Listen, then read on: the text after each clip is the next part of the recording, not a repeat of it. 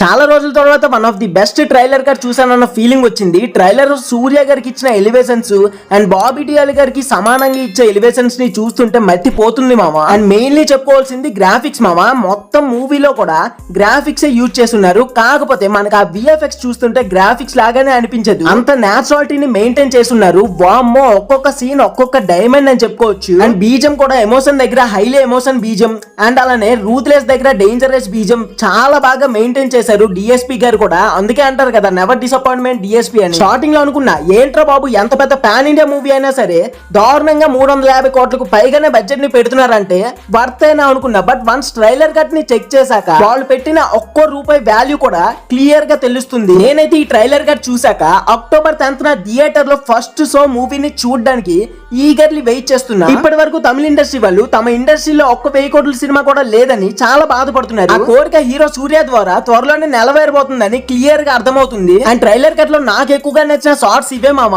బాణంలో palm ని పెట్టి రుమ్మడం and నీటిలోకి వెళ్లి ముసల్నే డైరెక్ట్ గా సూర్య గారు చంపి చూపించారు. అసలు ఎంత పెద్ద ఏనుగు లాంటి యానిమల్ అయినా సరే ముసలున్న నీటిలోకి వన్స్ అడుగు పెడితే ముసలి తన పవర్ ని యూజ్ చేసుకుని చంపే వరకు వదలదు. అలాంటిది ఈ సినిమాలో సూర్య గారు కేవలం తన 2 చేతులతో నీటిలోకి వెళ్లి మరి ముసలిని చంపేసి పైకి రుమ్మేస్తారు. ఇలాంటి సీన్స్ కుప్పలుగా సినిమాలు ఉన్నట్టు క్లియర్ గా అర్థమవుతుంది. ఇంకా సినిమా స్టోరీ లైన్ విషయానికి వస్తే ఒక పెద్ద రాజ్యం ఉంటుంది. అందులో 2 సైన్యాలు ఉంటాయి. ఒకటి బాబీ డియోల్ గారిది పెద్ద సైన్యం ఉంటుంది, ఒకటి సూర్య గారిది అతి చిన్న సైన్యం ఉంటుంది. అయితే ఆ చిన్న సైన్యం మీద బాబీ డియోల్ గారు చాలా క్రూరత్వం ని చూపిస్తుంటారు. ఇంకా బాబీ డియోల్ గారిని ఎవరు ఏమీ చేయలేరు అనుకున్న టైంలో అప్పుడే కంగువా రావాలి అంటారు. ఇక కంగువా వచ్చి యుద్ధం ని మొదలుపెట్టి ఎండింగ్ చేస్తారు. సినిమాలో తన లుక్స్ కోసం సూర్య గారు చాలా వరకు కష్టపడుతున్నట్టు క్లియర్ గా తెలుస్తుంది మామ. విక్రమ్ లోనే కేవలం 5 నిమిషాలు కనిపించినందుకే థియేటర్లు తగలబడిపోయాయి. ఇప్పుడు ఆ రోలెక్స్ కంటే 100 రెట్లు ఎక్కువగా క్రూరంగా రా అండ్ రెస్టీగా ఈ సినిమాలో కనిపించబోతున్నారు. నేనైతే ఈ సినిమాని థియేటర్ లో ఎక్స్పీరియన్స్ చేయడం కోసం పిచ్చ వెయిటింగ్. అబ్బా, మరి నాతో పాటు ఎంతమంది వెయిట్ చేస్తున్నారు?